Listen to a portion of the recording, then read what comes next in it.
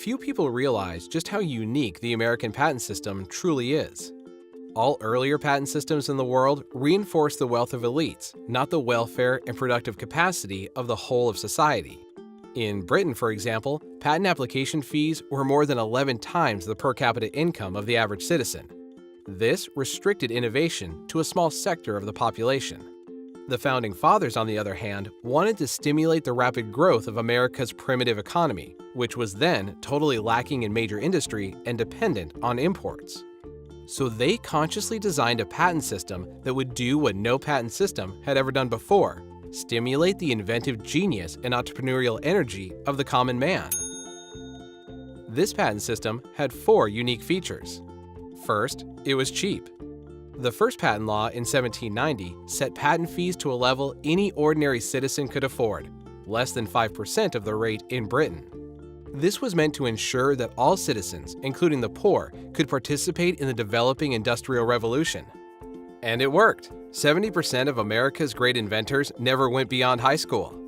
Even some of our most famous inventors, Matthias Baldwin, George Eastman, Elias Howe, and Thomas Edison, had to drop out of school to support their families. But they could afford a patent. Second, application procedures were simplified. In Britain, applicants had to get approval from 7 different offices, and then get the signature of the king twice.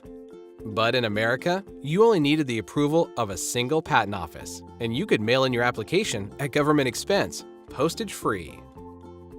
Third, America created the world's first examination system to ensure the novelty, non-obviousness, and utility of patents. This reduced uncertainty about the validity of patents and helped attract investors to fund new startup businesses based on the new inventions. And fourth, our system not only prohibited working requirements — you didn't have to own a factory and produce or sell products to get a patent — it also facilitated the sale or licensing of patent rights, so you could earn a living as a full-time inventor rather than a manufacturer. Ordinary citizens without wealth or resources, like Thomas Edison and Elias Howe, could do the inventing, then license their patent rights to large companies to do the manufacturing. These 4 features of the U.S. patent system greatly expanded the number of inventors in our nation and led to a dramatic surge in innovation not seen anywhere in the world before. By 1865, America's per capita patenting rate was triple that of Britain's. By 1885, it was quadruple Britain's.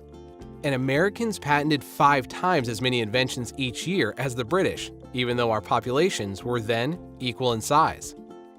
The result? America's patent system helped create the most successful economy on the face of the earth. It shaped our culture as well. Eli Whitney and Robert Fulton became national heroes.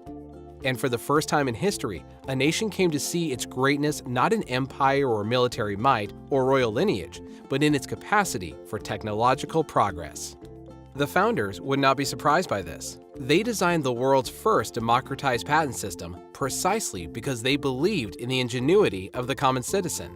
Only under America's patent system could a working-class kid named Thomas Edison, with barely 3 months of schooling, become the world's greatest inventor and change the world.